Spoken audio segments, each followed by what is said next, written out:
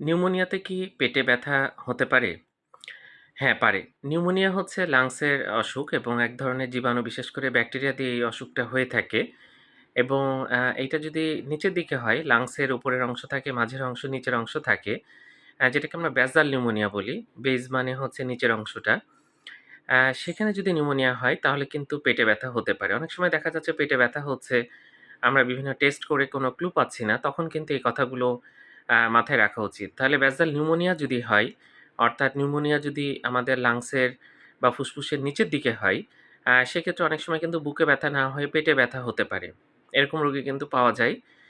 তাই যদি পেটে ব্যথা তার সাথে কাশি, শ্বাসকষ্ট এরকম হয়, তাহলে নিউমোনিয়ার কথা কিন্তু মাথায় রাখতে হবে এবং সেক্ষেত্রে এক্স-রে করতে হবে কিন্তু চেস্ট এক্স-রে এবং সেই এক্স-রেতে কিন্তু অনেক সময় বোঝা যায় যে বেসাল নিউমোনিয়া আছে। তখন কিন্তু এভাবে ডায়াগনোসিস হয়। সুতরাং পেটে ব্যথা হলে নিউমোনিয়ার কথাও কিন্তু মাথায় রাখতে হবে। ধন্যবাদ সবাইকে।